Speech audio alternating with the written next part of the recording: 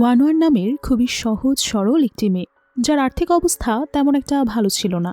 তাছাড়া তার শার্লক নামের ছোট্ট একটা ছেলে ছিল, কিন্তু সে নিজেও জানতো না যে তার ছেলের বাবাকে।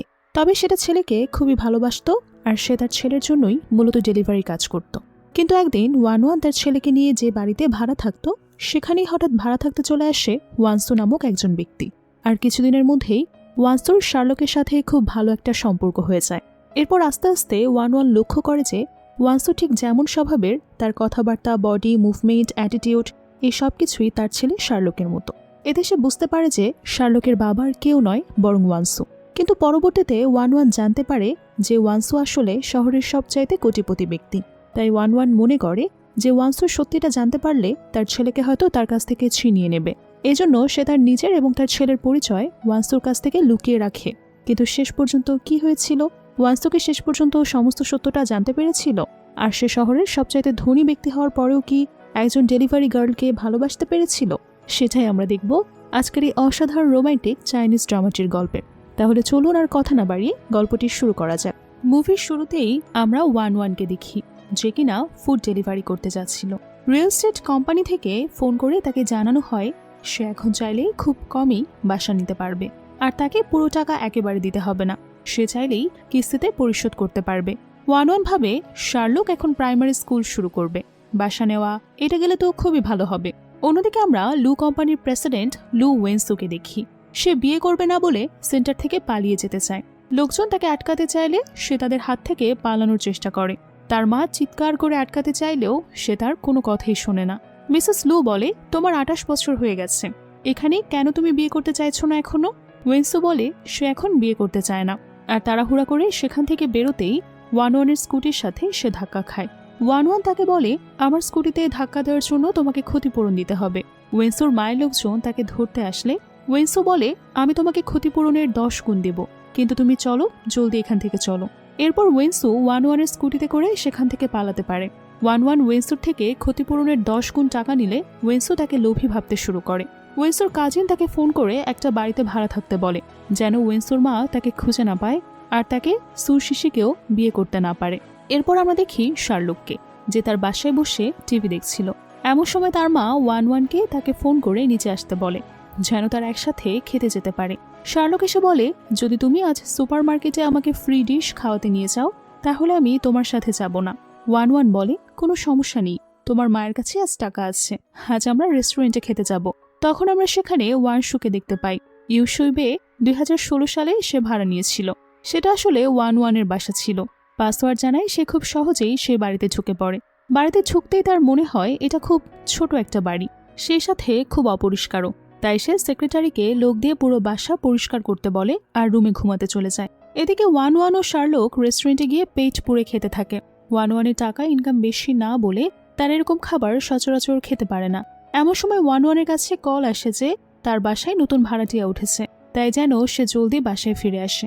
বাসায় ফিরলে শার্লক বলে, মা, আমরা আগামীকালও বাইরে খেতে যাব। ওয়ান ওয়ান বলে, আমাদের কাছে এত টাকা নেই। শার্লক বলে, তুমি আসলে অনেক কৃপণ।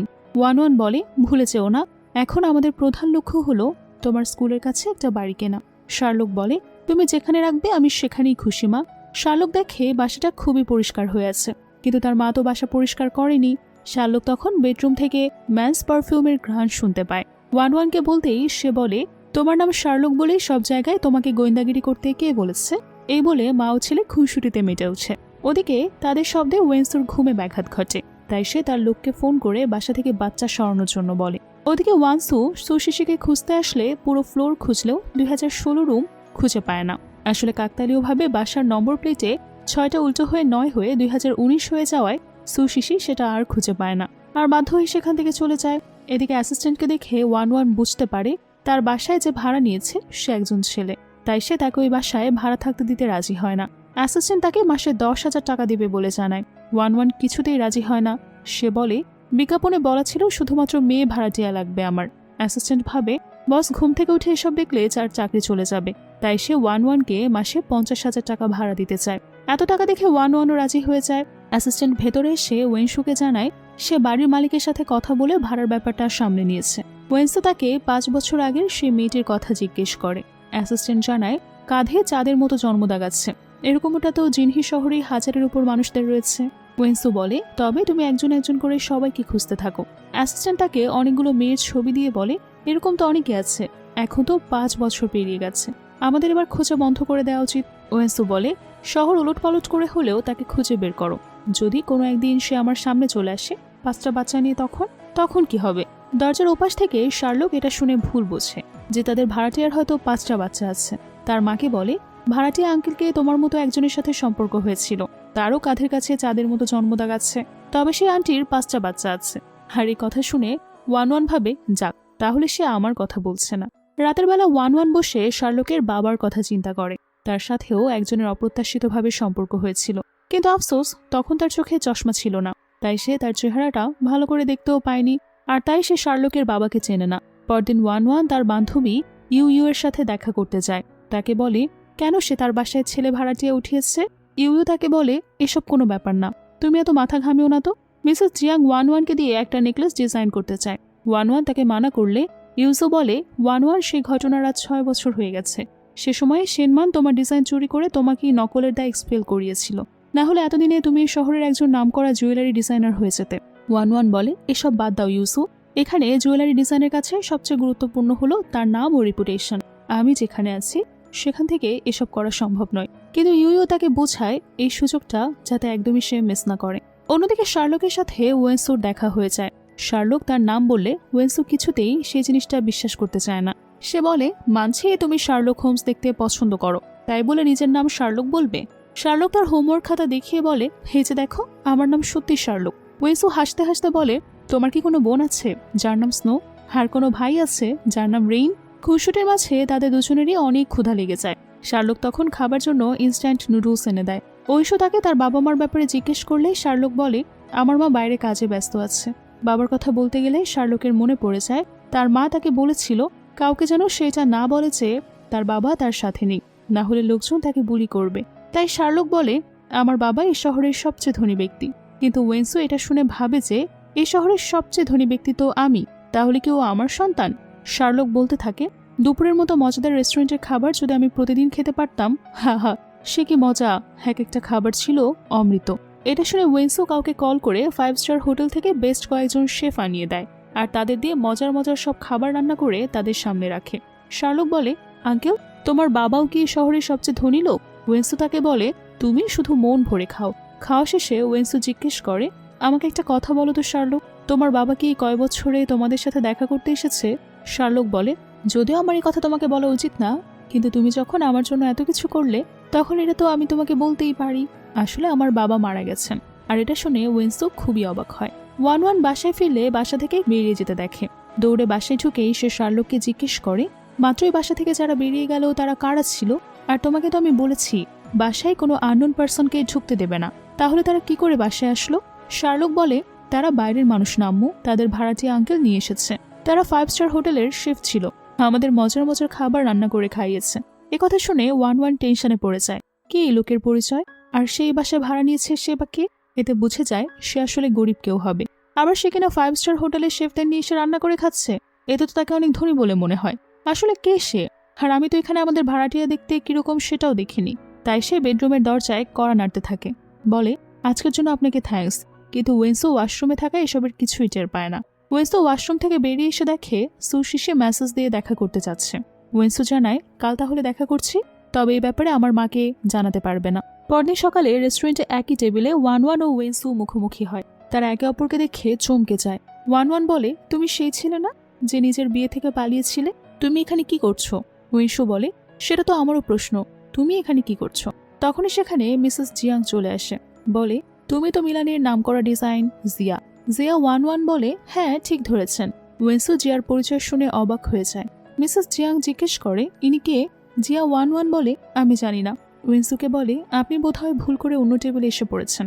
তখনই সুশিসি অন্য টেবিল থেকে ওয়েন্সুকে ডাক দিলে ওয়েন্সু তাদের সরি বলে অন্য টেবিলে চলে যায়। ওয়ান তার ডিজাইন করা নেকলেস দেখায়, বলে, এটা পৃথিবীতে কেবল দুটো আছে, একটা আমার হাতে আর একটা মিলান ডিজাইন মেলায়। ওয়ান মিসেস জিয়াংকে নেকলেসটা পরিয়ে দেয়। মিসেস জিয়াং জানতে চায়, আমি কি কলেজ রিউনিয়নে এটা পরে যেতে পারবো? ওয়ান বলে, অবশ্যই পারবেন, সেখানে সবাই আপনাকে দেখে কেবল দেখতেই থাকবে। ওদিকে সুশিসি ওয়ানশুকে বলে, যা হওয়ার সেটা তো হয়ে গেছে, চলো আমরা সবকিছু ভুলে যাই যে তুমি কখনো বিয়ে থেকে পালিয়ে গিয়েছিলে আর বিয়েটা করে নিই। কিন্তু ওয়েন্সু তাকে ফিরিয়ে দেয় আর বলে আমরা এঙ্গেজমেন্ট ভেঙে দিই চলো।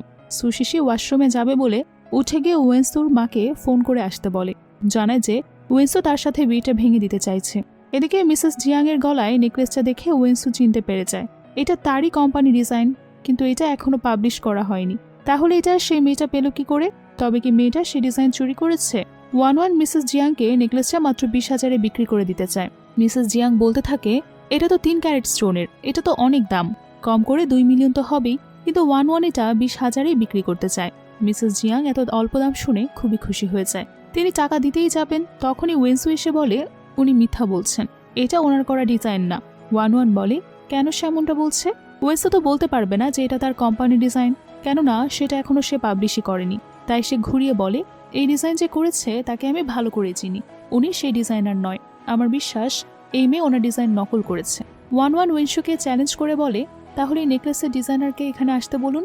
ওয়েন্সু কোম্পানিকে ফোন করে শেনমানকে আসতে বলে, কারণ হিসেবে জানায় কেউ দাবি করেছে শেনের করা ডিজাইনগুলো নাকি আসলে তার। অ্যাসিস্ট্যান্টের কাছে এটা শুনে শেনমান ভয় পেতে থাকে, সে ডিজাইন নিজের দাবি করা লোকটা রিক্সা ওয়ান নয় তো, সেটাই ভাবতে থাকে। এদিকে ফ্ল্যাশব্যাকে আমরা দেখি শেনমান আসলে রিক্সা ওয়ানের ডিজাইনই চুরি করেছে আর নিজের নামে চালিয়ে দিয়েছে। তাই সে পেট ব্যথার বাহানা করে এবং রেস্টুরেন্টে আসে না। ওয়ান জিজ্ঞেস করে এখানে কি শেনমানের আসার কথা, তাহলে ধরে নাও সে আসবে না। ওয়েসু বলে তুমি কি করে জানলে যে সে আসবে না? ওয়ান জানায় এগুলো আমার বানানো ডিজাইন আর এর প্রত্যেকটির পেছনে রয়েছে আলাদা ফিলোসফি। কিন্তু মিসেস জিয়াং ওয়েন্সুর কথা শুনে ওয়ানকে ভুল বুঝে সেখান থেকে চলে যায়। ওয়েন্সু বলতে থাকে এগুলো সত্যিই তোমার করা ডিজাইন হলে তুমি কেন কোনো কোম্পানিতে ডিজাইনার পদে যোগ দিচ্ছ না, বরং এখানে মানুষের সাথে ফ্রড করছো। ওয়ান বলে আমি ওই নেকলেস এত কমে মাত্র 20,000-এ সেল করতে চাই, কোনটাকে তুমি ফ্রড বলছো?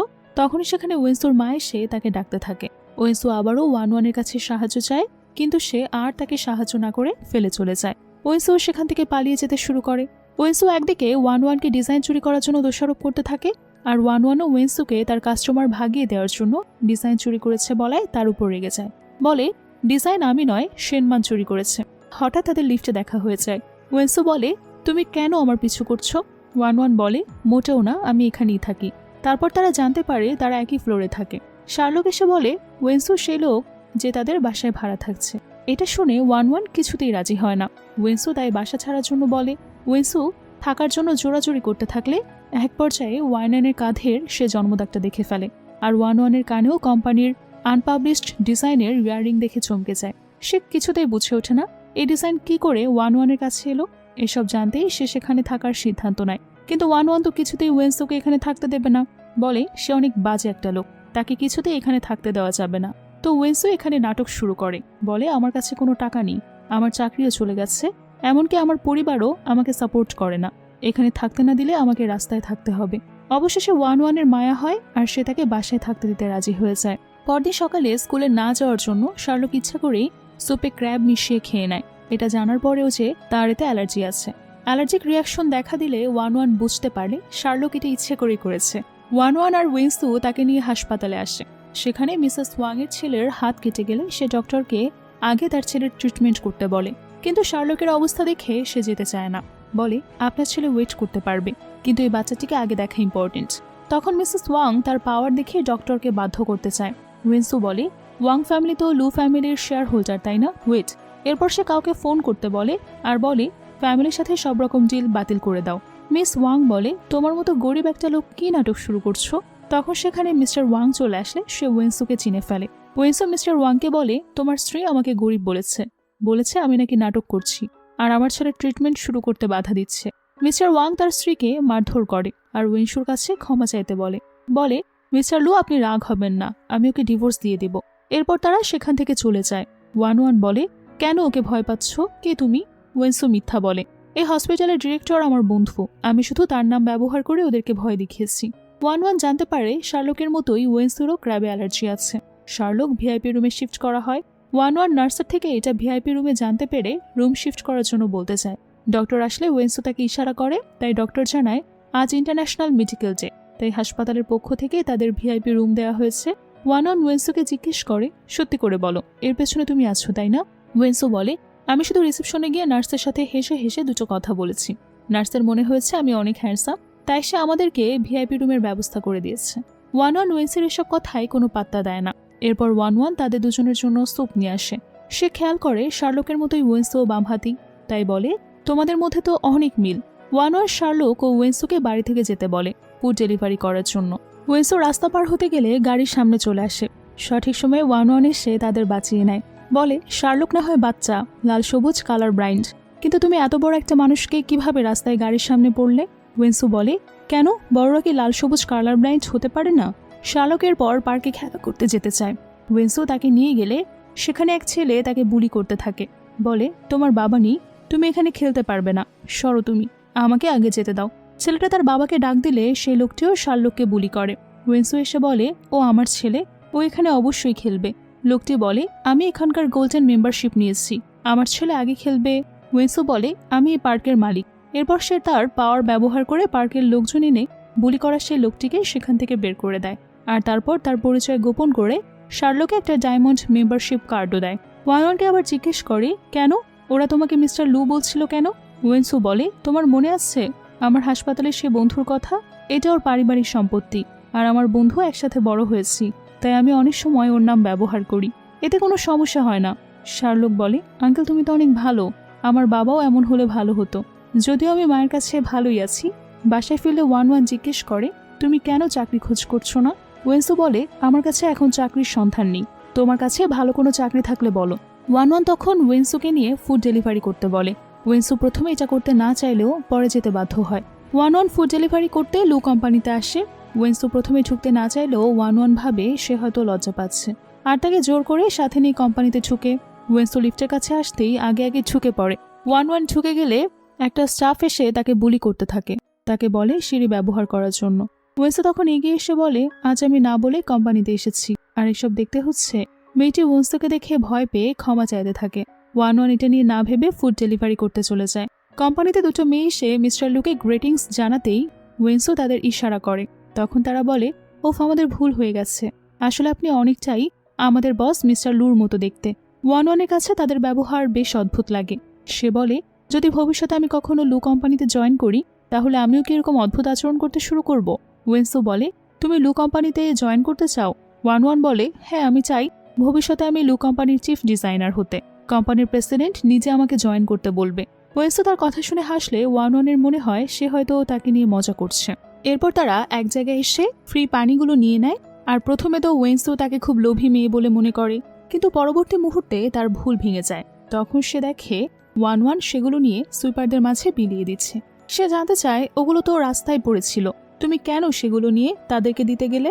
1-1 বলে পানিগুলো এমন জায়গায় রাখা ছিল যা তাদের সহজে চোখে পড়তো না, আমি তাই ফুড ডেলিভারি করার সময় তাদের দিয়ে দিই। ওয়েন্সু বলে তুমি কেন আবার জুয়েলারি বিক্রি করা শুরু করছো না? তুমি তো লু কোম্পানিতে জুয়েলারি করতে চেয়েছিলে আর ওখানে জয়েন করতে চেয়েছিলে। 1-1 বলে আমি আমার স্বপ্ন পূরণ করতেই যাচ্ছিলাম, কিন্তু পথে কিছু বাধার কারণে থেমে যেতে হয়েছে। 1-1 ওয়েন্সুকে তার ডিজাইনটা দেখায়। তার ডিজাইন ফিলোসফি শেয়ার করে। ওয়েন্সু বিশ্বাসই করতে পারে না 1-1 এর মধ্যে এত ট্যালেন্ট রয়েছে। সে বলে তুমি তোমার ডিজাইন লু কোম্পানিতে জমা দাও, নিশ্চয়ই তুমি চাকরি পেয়ে যাবে, আর তখন বেতন কমসে কম 20,000 তো হবেই। 1-1 তখন তাকে একটা ডিজাইন ইকোমেরিয়ান স্টোন দেখিয়ে বলে আমার ডিজাইন বানাতে এটা লাগবে, তবে এটারটা অনেক বেশি দাম, 30,000 তো হবেই, তবে সমস্যা নেই, আমি আমার কাজ করে যাব। ওয়েন্সু অ্যাসিস্ট্যান্টকে দিয়ে ইকোমেরিয়ান স্টোন নেয়। অ্যাসিস্ট্যান্ট বলে এটার দাম 60,000। আপনার মনে হয় তার মতো ছোট একজন ডিজাইনারকে এত দামি স্টোন দিবেন? যদি সে খারাপ মানুষ হয়? ওয়েন্সু বলে আমার বিশ্বাস হয় না সে খারাপ মানুষ হতে পারে। ওয়েন্সু ইকোমেরিয়ান স্টোনটা 1-1কে গিফট করলে 1-1 ভাবতে থাকে সে হয়তো এটা চুরি করেছে, তাই তাকে বলতে থাকে তুমি কেন এটা চুরি করেছো? তোমার কখনোই এমনটা করা উচিত না। আমি শার্লককে বলি তোমরাও তাই করা উচিত। ওয়েন্সু বলে আমি বলছি তো এটা আমি চুরি করিনি, আমি এটা কিনেছি। 1-1 বলে এটা তো হাই কোয়ালিটির ইকোমেরিয়ান স্টোন, এর দাম কম করে হলেও 60,000 হবেই, তুমি এত টাকা কোথায় পেলে? ওয়েন্সু বলে আমি এটা মাত্র 3,000-এ কিনেছি। 1-1 বলে কোথা থেকে কিনেছো তুমি এত কম দামে? ওয়েন্সু বলে রেইনমিন রোডের ধারে একটা লোক স্টলে করে এরকম অনেক পাথর খুব কমে বিক্রি করে।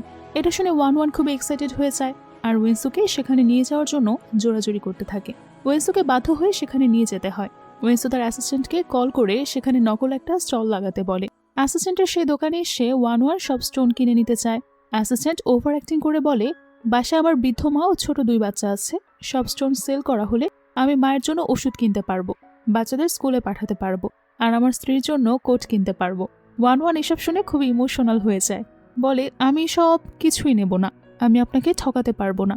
আসলে সব স্টোনের অনেক দাম, আপনি হয়তো জানেন না, তাই স্টোনগুলো নিয়ে ভালো কোনো জুয়েলারি দোকানে যান, সেখানে ভালো দামে বিক্রি করতে পারবেন।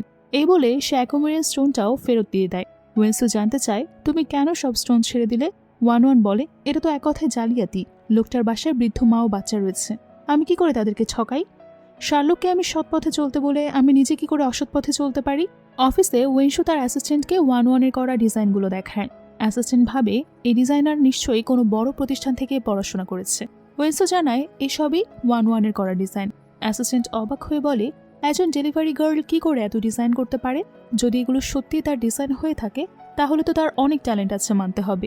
ওয়েন্সু হেসে বলে, ঠিক তাই, আমি চাই 1-1 আমাদের কোম্পানিতে কাজ করুক। তবে ও যখন কাজ করা শুরু করবে তুমি ভুলে ওর সামনে পড়বে না, না হয় আমার পর্দা ফাঁস হয়ে যাবে। অনেক কষ্টে আমি সেই বার থাকার জন্য মানাতে পেরেছি। রাতে 1-1 কাছে কোম্পানি থেকে জয়নিং মেসেজ আসে। 1-1 নিজের চোখকে বিশ্বাস করতে পারে না যে লু কোম্পানি থেকে তাকে জয়নিং মেসেজ দেওয়া হয়েছে। সে সব ফেক ভাবছিল, কেননা সে তো তার সিভি কোম্পানিতে জমাই দেয়নি। ওয়েন্সু বলে, তোমার হয়ে আমি তোমার সিভি কোম্পানিতে জমা দিয়েছি। 1-1 তখন খুশিতে একদম আত্মহারা হয়ে পড়ে। পরদিন অফিসে শেনমান 1-1কে দেখে অবাক হয়ে যায়। বলে, তুমি কি করে এই কোম্পানিতে কাজ করতে পারো? তোমার কাছে তখনও ভালো ডিগ্রিও নেই, তুমি কি এখানে সিকিউরিটি গার্ড বা ক্লিনারের চাকরি করতে এসেছো? 1-1 বলে, তুমি কি ভেবেছ শোনমান তোমার কুকিরটির কথা কেউ জানবে না? শেনমান তার কলিগকে বলে, এই মেয়ে অন্য ডিজাইন চুরি করে নিজের নামে চালিয়ে দেয়, আর সে কিনা এখানে চাকরি করতে এসেছে যেখানে তার কোনো কলেজ ডিগ্রিও নেই। তোমার তো কোম্পানিতে আসা উচিত হয়নি, পরে অসম্মান হওয়ার থেকে এখনই বের হয়ে যাও। 1-1 বলে, তুমি বলেছো আমি তোমার ডিজাইন নকল করেছি, তাহলে এত বছর যে তুমি কোম্পানিতে আসছো কেন নতুন ডিজাইন দিতে পারোনি? কারণ তোমার চুরি করা ডিজাইনগুলো শেষ হয়ে গেছে। আমি এখানে এসেছি নিজেকে প্রমাণ করার জন্য। শেনমান বলে, তুমি অন্য ডিজাইন চুরি করো, নকল জুয়েলারি বিক্রি করো, এই কোম্পানিতে তুমি চাকরি পেলে কি করে? সে তার কলিগকে বলে, এমনকি ওর একটা ছেলে রয়েছে যার কিনা বাবার খোঁজও নেই। জানি না কোনো নাম না জানা অসুখ আমাদের মধ্যে ছড়াতে এসেছে, আর কোম্পানিতে আসার জন্য মিনিমাম ব্যাচেলার ডিগ্রি প্রয়োজন। তোমার তো সেটাও নেই, নাকি তুমি কোম্পানিতে ঢোকার জন্য কারোর সাথে শুয়ে এসেছো? সেখানে লু ওয়েন্সু এসে বলে, ওকে আমি হায়ার করেছি। 1-1 ওয়েন্সুর পাশে তার অ্যাসিস্ট্যান্টকে দেখে তাকে মিস্টার লু মনে করে। ওয়েন্সুকে জিজ্ঞেস করে, তুমি এখানে কি করছো? ওয়েন্সু বলে, আমি লু কোম্পানির প্রেসিডেন্টের অ্যাসিস্ট্যান্ট পদে জয়েন করেছি। 1-1 অবাক হয়ে বলে, তুমি কি করে কোম্পানিতে জয়েন করলে? কোম্পানিতে তো অনেক স্ট্রিক্ট রুল রয়েছে। ওয়েন্সু বলে, আমাকে এতটাও ছোট করে দেখো না, আজ কাজ শেষে জলদি বাড়িতে ফিরবে, আমরা একসাথে খাবো। এই বলে সে সেখান থেকে চলে যায়। কাজের সময় শেনমান 1-1কে একগাদা কাজ ধরিয়ে দেয়। বলে, তুমি কপিবাজ, তুমি কি মনে করেছো এই কোম্পানিতে কাজ করা এতই সোজা? কলিগরাও ভাবতে থাকে আসলেই হয়তো 1-1 কপিবাজ। 1-1 শেনমানকে বলে, তুমি বারবার আমাকে কপিবাজ বলছো, যেখানে তুমি এত বছরও কোম্পানিকে কোনো নতুন ডিজাইনই দিতে পারোনি। তাহলে কি তোমার করা ডিজাইনগুলো আমার থেকে চুরি করা ছিল? কলিগদের মধ্যেও কানাঘুষা শুরু হয়ে যায় যে আসলেই শেনমান এত বছর কোম্পানিতে কাজ করার পরেও কোনো সুন্দর ডিজাইনই করে দিতে পারেনি। 1-1 বলে, চলো তাহলে নেক্সট ইভেন্টে প্রমাণ হয়ে যাবে, তুমি আমি দুজনে ডিজাইন জমা দিব, যারটা সুন্দর হবে সবাই পছন্দ করবে সেই কোম্পানিতে থেকে যাবে, আর যে হেরে যাবে তাকে কোম্পানি ছাড়তে হবে। শেনমান এটা ভেবে রাজি হয়ে যায় যে জুনিয়র ডিজাইনার তো তার ডিজাইন জমাই দিতে পারবে না, তাহলে তার জয় নিশ্চিত। বাসায় শার্লক ও ওয়েন্সুর জন্য 1-1 অপেক্ষা করতে থাকে। শার্লক একটা নেকলেস দেখে, ওয়েন্সু বলে, এটা তোমার মায়ের জন্য গিফট। শার্লক বলে, তুমি কি আমার মাকে ডেট করতে চাও? ওয়েন্সু বলে, না না, এটা তো থ্যাংক ইউ গিফট। শার্লক বলে, বাঁচা গেল, তোমার তো এতগুলো বাচ্চা, তুমি আমার বাবা হতে পারো না। ওয়েন্সু বলে, কি, আমার এতগুলো বাচ্চা আসলো কোত্থেকে? অন্যদিকে 1-1 তাকে দেওয়া এতগুলো কাজ শেষ করতে না পারায় বাসায় ফিরতে পারছিল না, তাই সে ওয়েন্সুকে ফোন করে তাকে ছাড়াই ডিনার করতে বলে। ওয়েন্সু জানতে চায়, কাজের প্রথম দিনেই তোমাকে এত কাজ কে দিয়েছে? 1-1 বলে, ওই যে ফাজল শেনমান, আমাকে একগাদা কাজ দিয়ে অফিসে বসিয়ে রেখেছে। ওয়েন্সু বলে, ঠিক আছে, কাজ শেষ করে জলদি বাড়িতে ফিরো। এবার সে তার অ্যাসিস্ট্যান্টকে ফোন করে কিছু একটা বলে। অ্যাসিস্ট্যান্ট এসে শেনমানকে বলে, মিস্টার লু তোমাকে 1-1 সব কাজ করতে বলেছে। শেনমান বলে, আর কাজ আমি কেন করব? অ্যাসিস্ট্যান্ট বলে, কেন, তুমি কি চাও না যে মিস্টার লু তোমাকে বেশি প্রায়োরিটি দিক, তোমার কাজকে প্রশংসা করুক? এটা শুনে শেনমান খুশিতে গদগদ হয়ে 1-1 সব কাজ নিজে নিয়ে 1-1কে বাড়িতে পাঠিয়ে দেয়। 1-1 টেবিলে সে একটা মেন্স গিফট বক্স দেখতে পায়, যেখানে একটা টাইও ছিল। তাই সে ভাবতে থাকে, আসলেই তো 1-1 কোনো রিলেশনে আছে, কিন্তু কোনো ছেলে এত বোকা হবে যে ওর মতো কারোর সঙ্গে সম্পর্কে যাবে? 1-1 বাসায় ফিরে সবার সাথে একসাথে হটপট ডিনার করে। সে বলে, আমার বিশ্বাসই হচ্ছে না ওয়েন্সু তুমিও চাকরি পেয়ে গেছো, তাও আবার একই অফিসে। তাহলে তো এখন আমরা কলিগ হলাম। এই বলে সে ওয়েন্সুর জন্য আনা গিফট বক্সটা দেয়। শার্লক বলে, আঙ্কেলও তোমার জন্য গিফট এনেছে। ওয়েন্সুর আনা নেকলেস দেখে 1-1 বলে, এটা তো টিয়ার্স অফ এঞ্জেল। নকল হলেও দেখতে একই রকম আসলের মতো লাগছে। আসলটা তো অনেক মিলিয়ন দাম হবে। তোমার মতো জুনিয়র অ্যাসিস্ট্যান্টের কাছে এত টাকা আসবে কি করে? ওয়েন্সু বলে, তুমি টিয়ার্স অফ এঞ্জেল চিনো? 1-1 বলে, হ্যাঁ, আমি তো ডিজাইনিং নিয়ে পড়াশোনা করেছি, তখন একবার দেখতে পেয়েছিলাম, সেখান থেকে আমার মনে আছে। ওয়েন্সু ভাবে, একবার দেখেই ওর মনে আছে টিয়ার্স অফ এঞ্জেল দেখতে কেমন। আসলেই মানতে হবে ওর মধ্যে অনেক ট্যালেন্ট আছে। 1-1 বলে, আমাকে খেয়েই কাজে নেমে পড়তে হবে।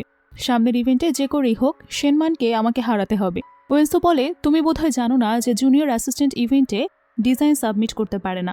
1-1 এটা শুনে বলে, তার মানে শেনমান এটা জানতো আর তাই ইচ্ছে করে আমাকে ফাঁসিয়েছে। ওয়েন্সু বলে, তোমার কি ডিজাইন রেডি করা আছে? আমি একটু দেখতে পারি? 1-1 তাকে তার ডিজাইনটা দেখায়। ওয়েন্সু তার কাজের অনেক প্রশংসা করে। পরদিন সকালে অফিসে আসলে 1-1 জানতে পারে নেক্সট ইভেন্টে যে কেউই পার্টিসিপেট করতে পারবে।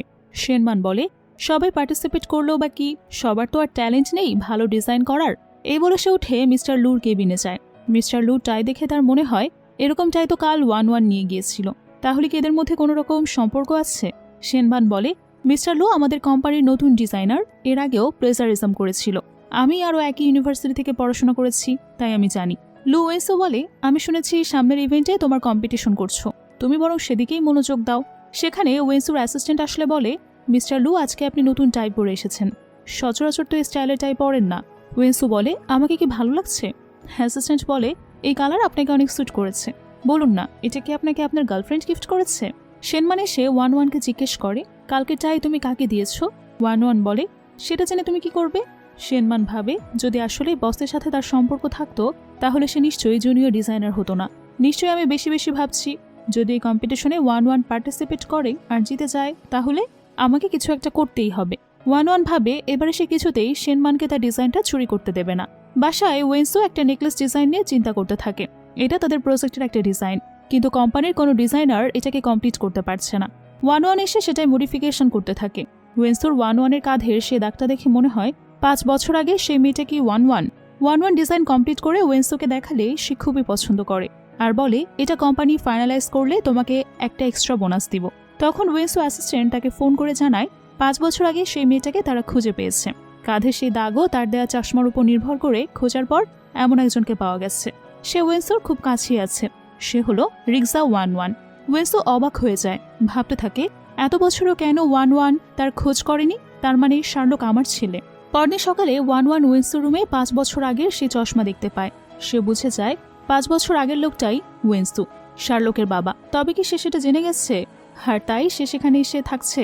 না, ওয়েন্সোর অনেক প্রেমিকা আছে। শার্লক বলেছে ওর 5টা বাচ্চাও আছে। এসবের মধ্যে সে যদি জানতে পারে শার্লক তার ছেলে তাহলে অনেক বড় ঝামেলা হয়ে যেতে পারে। এমনটা কিছুতেই হতে দেওয়া যাবে না। তাই 1-1 ওয়েন্সুকে বলে, এখন তোমার চাকরি হয়েছে, ভালো স্যালারিও পাবে, তুমি কেন অন্য বাসা দেখছো না? তোমার মতো বড় একজন মানুষ বাসায় থাকছে, এটাকে বাইরের মানুষজন কিভাবে নেবে কে জানে। ওয়েন্সু বলে, তুমি কি আমাকে বাসা থেকে বের করে দিতে চাইছো? আমি দ্বিগুণ ভাড়া দিব। 1-1 ভাবতে থাকে একসাথে থাকতে থাকতে হয়তো সে জেনে যাবে শার্লক তার ছেলে, তাই সে কোনো রিস্ক নিতে চায় না। আর ওয়েন্সু ভাবতে থাকে সে এখানে থাকতে না পারলে কিছুতেই জানতে পারবে না শার্লক আসলেই তার ছেলে কিনা। 1-1 আসলেই অনেক হার্টলেস। আমাদের মধ্যে 5 বছর আগে যা হয়েছে তা নিয়ে ওর বিন্দুমাত্র টেনশন নেই। ওয়েন্সু একটা কার্ড দিয়ে বলে, এখানে 5 লাখ আছে। 1-1 বলে, তুমি কি আমাকে টাকা দিয়ে কিনতে চাইছো? ওয়েন্সু বলে, না, গতকাল তুমি আমাকে যে প্রজেক্টের জন্য সাহায্য করেছো সেটা ফাইনাল হয়েছে, তাই বস তোমাকে এই বোনাস দিয়েছে। সেভাবে এই মহিলা কষ্ট করে ছেলেকে নিয়ে থাকবে, তবুও আমার কাছে এসে আমার সাহায্য নেবে না। 1-1 বলে, তোমাকে আর বাসায় যেতে হবে না, কারণ শার্লক খুব জলদি জেলা প্রাইমারি স্কুলে ভর্তি হবে, তাই আমরা জেলা স্কুলের কাছাকাছি কোনো বাসা নিতে চলেছি। ওয়েন্সু ভাবে আমার ছেলে কখনোই যাতা স্কুলে পড়তে পারবে না, আমাকেই কিছু একটা করতে হবে। এরপর 1-1 ওয়েন্সু ও শার্লক মিলে রিয়েল এস্টেট কোম্পানিতে বাসা দেখার জন্য যায়। কাকতালীয়ভাবে সেটাও লু কোম্পানির আন্ডারে পড়েছে। সেখানে সেলস ওমেনের কথা শুনে 1-1 দেখে যে সে দাম শুনে এখানে এসেছিল সে আসলে প্রতিটি জায়গার দাম তার চেয়ে অনেক বেশি, আবার কিস্তির সুবিধাও নেই। শার্লক বলে, মা, আমরা যে বাড়িতে আছি সেটাও খুব সুন্দর, সেখানে আমার কোনো সমস্যা হচ্ছে না, আমি শুধু মায়ের সাথে থাকতে পারলেই খুশি। ওয়েন্সু ভাবে আমার ছেলে কত বুদ্ধিমান, এই কয় বছরে তারা অনেক কষ্ট করেছে। আর না, কিন্তু 1-1 মন খারাপ হয়ে যায়। তারা সেখান থেকে বের হতেই যাবে, তখনই সেখানকার ম্যানেজার চলে আসে। ম্যানেজার ওয়েন্সুকে চিনতে পারে। ওয়েন্সু ম্যানেজারকে ইশারা করলে ম্যানেজার বলে, ম্যাডাম, আজকে আমাদের কোম্পানিতে হিউজ ডিসকাউন্ট অফার আছে, আপনি আমাদের 8,888তম কাস্টমার, তাই আপনার জন্য 10% ডিসকাউন্ট। এমনকি আপনি এটি কিস্তিতেও পরিশোধ করতে পারবেন। 1-1 এটা শুনে প্রথমে ভাবে হয়তো তারা ফ্রড হবে, কিন্তু ওয়েন্সু বলে সবসময় ভালো ভাববে। ম্যানেজার বলে আমরা মোটেও ফ্রড করছি না, হে দেখুন বাড়ির পেপার।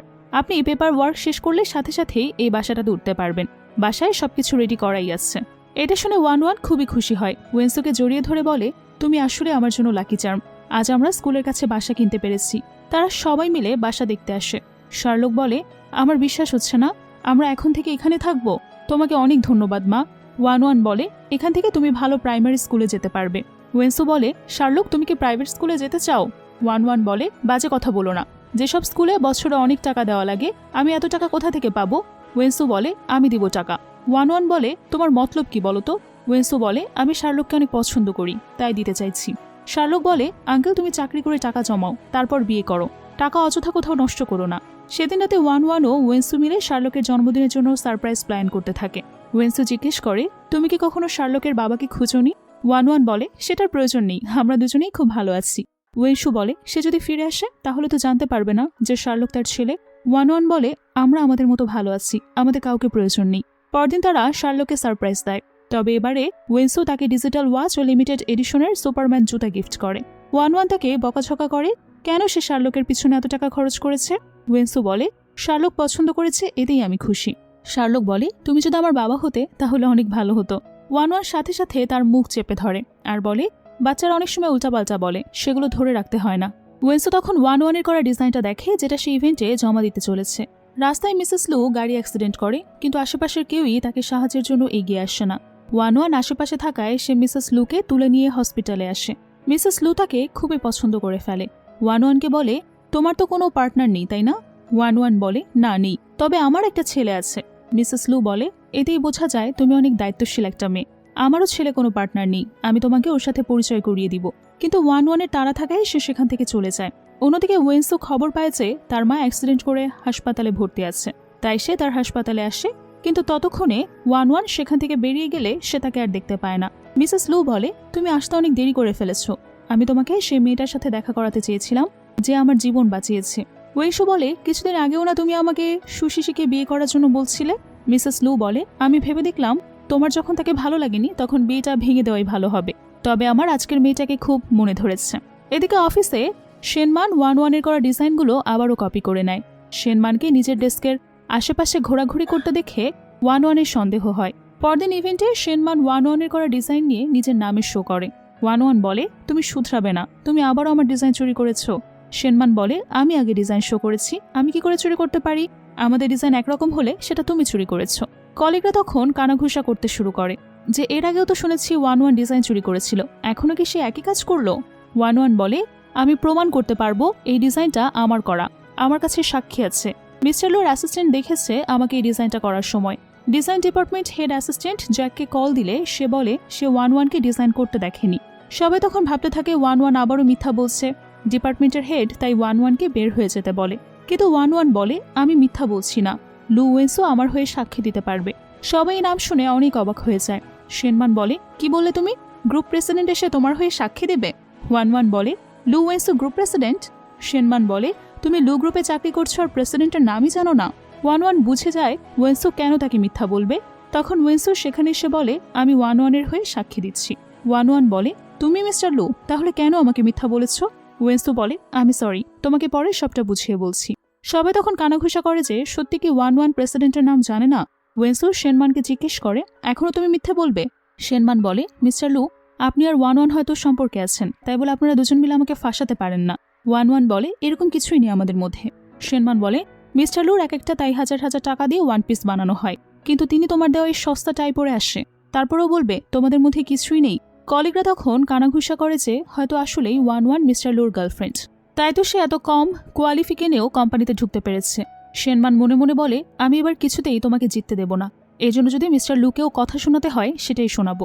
ওয়েন্সু শেনমানকে বলে এখন তুমি আমার উপর কাদা ছুটতে চাইছো, তোমার কি মনে হয় আমার কাছে কোনো প্রুফ নেই? ওয়েন্সু তখন সিসিটিভি ফুটেজ দেখায় যেখানে স্পষ্ট দেখা যাচ্ছে শেনমান 1-1-এর ডিজাইন চুরি করেছে। এমনকি 5 বছর আগে যে ডিজাইন চুরি করেছিল সেটাও সবার সামনে চলে আসছে। সবাই বলতে থাকে শেনমান নিজে ডিজাইন চুরি করে, কিভাবে অন্যজনকে দোষারোপ করে। তাই তো সে এত বছরও কোম্পানিকে কোনো ভালো ডিজাইন সাবমিট করতে পারেনি। ওয়েন্সু তখন তাকে সব ডিজাইন ইন্ডাস্ট্রি থেকে ব্লকলিস্ট করে দেয় আর কোম্পানি থেকেও বের করে দেয়। ওয়েন্সুর অফিসে ওয়েন্সু বলে, তুমি কি এখনো আমার উপর রাগ করে আছো? ওয়ান জানতে চায়, কেন, তুমি আমাকে মিথ্যা বলেছ? তোমার তো অনেক টাকা আছে, তাহলে আমার বাসায় কেন ভাড়া থাকছো? ওয়ান ভাবতে থাকে সে কি শার্লকের পরিচয় জেনে গেছে। ওয়েন্সু বলে, তুমি কি 5 বছর আগের ঘটনা ভুলে গেছো? ওয়ান আমি তোমার পুরো দায়িত্ব নিতে চাই। ওয়ান বলে, সেটা হবে না, শার্লকও তোমার ছেলে না, ও আমার এক্স বয়ফ্রেন্ডের ছেলে। ওয়েন্সু বলে, এতে করেই সত্যি বদলাবে না যে তুমি সেই 5 বছর আগের মেয়েটা। তুমি হয়তো জানো না যে আমি তোমাকে এতগুলো বছর ধরে কিভাবে খুঁজছি। তুমি কি আমাকে একটা সুযোগ দেবে না? আমাকে তোমার বয়ফ্রেন্ড হতে দাও। দরজার বাইরে থেকে সুশিশি এসব শুনে রেগে বের হয়ে যায়। ওয়ান বাইরে আসতেই শুনতে পায় কলিগরা বলাবলি করছে, একটু আগে কোম্পানিতে সিওর ফিয়ন্স মিস শিশি এসেছিল। সে দেখতে অনেক সুন্দর, অনেক ধনীও। তাদের একসাথে দেখলে মনে হয় তারা একদম পারফেক্ট জুটি। ওয়ান এসব শুনে নিজেকে বোঝায় যে ওয়ান তুমি আর দিবার স্বপ্ন দেখো না, ওয়ান্সুর সাথে কোনোভাবেই তোমার যায় না। ওয়েন্সু বলে, আসলেই শার্লক আমার ছেলে নয়, তাহলে ও কি করে আমার মতো দেখতে? আমার মতো কালার ব্লাইন্ড, আমার মতোই ওর ক্রেবে অ্যালার্জি, তারপরও বলবে ও আমার ছেলে না? ওয়ান বলে, ও যদি তোমার ছেলে হয়েও থাকে, এতগুলো বছরে তুমি কি বাবার কোনো দায়িত্ব পালন করেছ? তার উপরে তোমার ফিয়ন্সি আছে। ওয়েন্সু বলে, আমার জীবনে কেউ নেই, না কোনো প্রেমিকা, না কোনো ফিয়ন্সি। আমি চাই শুধু তুমি আমাকে একটা সুযোগ দাও। তুমি এখনই দেশ ছেড়ে চলে যেও না, আমাকে একটা সুযোগ দেবে, কথা দাও। আমি কথা দিচ্ছি কোনো সিচুয়েশনেই আমি শার্লককে তোমার থেকে ছিনিয়ে নিব না। শার্লক বলে, আঙ্কেল তুমি এখন যাও, আমি মাকে বুঝিয়ে বলছি। ওয়েন্সু বলে, শার্লক তুমি অনেক বুঝদার হয়ে গেছো, মায়ের খেয়াল রেখো, আমি তোমার কাছে ফিরে আসবো। ওয়ান জিজ্ঞেস করে, শার্লক কি তার বাবার সাথে থাকতে চায়? শার্লক বলে, বাবা মা দুজনের সাথেই থাকতে চাই, কিন্তু সেটা যদি না হয় তাহলে আমি মায়ের সাথেই থাকতে চাই। অন্যদিকে সুশিশি মিসেস লুকে গিয়ে বলে, ওয়েন্সু একটা ফিমেল এমপ্লয়ারের সাথে সম্পর্কে জড়িয়েছে। মিসেস লু বলে, আমি ভাবতেই পারছি না আমার ছেলে একটা বিবাহিত মেয়ের সাথে সম্পর্কে জড়িয়েছে। শিশি, আমার মনে হয় তোমার ওর আশাটা ছেড়ে দেওয়া উচিত, এই বিয়েটা ভেঙে দেওয়া উচিত। কিন্তু শিশি বলে, না আন্টি, আমি ওকে অনেক ভালোবাসি, বিয়ে করতে চাই। আরও বলে, এটা নিশ্চয়ই সেই মেয়েটার কাজ হবে। মিসেস লু বলে, সে মেয়েটা তো নির্লজ্জ কি করে হলো? স্বামী সন্তান থাকার পরও কিনা আমার ছেলের পিছনে ঘুরছে। হয়তো মিসেস লু শিশিকে সাথে নিয়ে তাকে জব্দ করতে এখানে আসছে, হয়তো তারা কালকের ঘটনা জানতে পেরে গেছে। ওয়ান বলে, আমার লুকানোর কিছু নেই। তখন শিশি এসে ওয়ানকে থাপ্পড় মারতে গেলে ওয়ান তার হাত ধরে ফেলে। শিশি বলে, তোমার কত বড় সাহস, ফিউন্সে আছে জেনেও তুমি ওয়েন্সুর পিছনে পড়ে আছো। কলিগরা ভাবতে থাকে এখান থেকে ওয়ানকে কেউই বাঁচাতে পারবে না। কিন্তু মিসেস লু হঠাৎ বলে ওঠে, আসলে কি তুমি আমার ছেলেকে ডেট করছো? সেদিন আমি তোমাকে আমার ছেলের সাথে দেখা করিয়ে দিতে চেয়েছিলাম, এখন দেখছি ভাগ্য তোমাদের দুজনকে একসাথে নিয়ে এসেছে। ওয়ান বলতে থাকে, আন্টি আপনি ভুল বুঝছেন। কিন্তু মিসেস লু তার কথা একদমই শোনে না, বলে, তুমি আর আমার ছেলে পারফেক্ট জুটি হবে। আমার ছেলে বেশ লাজুক, তাই হয়তো বলতে পারছে না, সমস্যা নেই, ওর হয়ে আমি তোমার হাত চাইছি। শিশে মিসেস লুর কাণ্ড দেখে বলতে থাকে, আন্টি তুমি এসব কি করছো? তুমি এখানে আমাকে সাহায্য করতে এসেছো, এখন কোনো আর পক্ষ নিচ্ছ? মিসেস লু বলে, ও আমার জীবন বাঁচিয়েছে, তাছাড়া ওয়েন্সুর জন্য আমি ওকে পছন্দ করেছি, তুমি মন খারাপ করো না। ওয়ান বাসায় না থাকলে ওয়েন্সু বাসায় আসে। শার্লক বলে, মা আমাকে কারোর জন্য দরজা খুলতে নিষেধ করেছে, আমি তাও খুলেছি। ওয়েন্সু বলে, মা রাগ করলে আমার কাছে আসবে। শার্লক বলে, আমি কখনোই মাকে ধোকা দিব না, তুমি মাকে রাজি না করালে আমরা একসাথে থাকতে পারবো না, কিন্তু তুমি তো মাকে রাজি করাতেই পারছো না। তখনই ওয়ান চলে আসলে শার্লক তাকে লুকিয়ে ফেলে। ওয়ান জিজ্ঞেস করে, ওয়েন্সুকে এখানে এসেছিল? শার্লক মিথ্যা বলে, মা তুমি কি আবারও বিয়ে করবে? তুমি আঙ্কেলকে বিয়ে করলে তো আমরা অনেক ধনী হয়ে যাব, আমাদের আর কোনো অভাবই থাকবে না। এদিকে অফিসের ডিপার্টমেন্ট হেড ওয়ানকে চিফ ডিজাইনার পদ দিয়ে দেয়, বলে, তোমার ডিজাইন সবার খুব বেশি পছন্দ হয়েছে, কোম্পানির অনেক সেল হয়েছে, যা গত বেশ কয়েক বছরেও সম্ভব হয়নি। ওয়েন্সুর অফিসে ঢুকতেই ওয়েন্সু তাকে একটা কাগজ দেয়। মিলান জুয়েলারি ডিজাইন কম্পিটিশনে সে ওয়ানের ডিজাইন দিয়ে তাকে পার্টিসিপেট করিয়েছে, যা ওয়ানের অনেক বছরের স্বপ্ন ছিল, আর এই বুদ্ধি তাকে শার্লক দিয়েছে, যে মাকে তার স্বপ্ন পূরণে সাহায্য করে। ওয়ান খুবই খুশি হয়ে যায়। ওয়েন্সু বলে, তুমি কি আমাকে আরেকটা সুযোগ দিবে? তুমি তো কম্পিটিশনে থাকবে, শার্লককে তখন আমি দেখে রাখবো। ওয়ান তখনই সেটাতে রাজি হয়ে যায়। ওয়েন্সু বলে, তবে কি আমি মায়ের পাঠানো বিয়ের ড্রেসটা তোমার বাসায় পাঠিয়ে দেব? ওয়ান বলে, এক্ষুনি নয়, আগে আমি এখান থেকে ফিরে আসি, অপেক্ষা করো, তারপরে সব হবে। এরপর তারা একে অপরকে সুন্দরভাবে জড়িয়ে ধরে। দুই পাশে ওয়ান ও ওয়েন্সু হাঁটছে, আর তাদের মাঝে ছোট্ট শার্লক তাদের হাত ধরে হাঁটছে। এমন একটা সুন্দর সিনের মধ্য দিয়ে আজকের এই অসাধারণ সুন্দর ড্রামাটি এখানেই শেষ হয়ে যায়। তো কেমন লাগলো আজকের ড্রামার এক্সপ্লেনেশন? ভালো লেগে থাকলে লাইক, কমেন্ট এবং শেয়ার করতে ভুলবে না। পরবর্তীতে কি ধরনের ড্রামা দেখতে চাও জানিয়ে দিতে পারো কমেন্ট বক্সে। এতক্ষণ সঙ্গে থাকার জন্য অসংখ্য ধন্যবাদ জানিয়ে আজকের মতো বিদায় নিচ্ছি।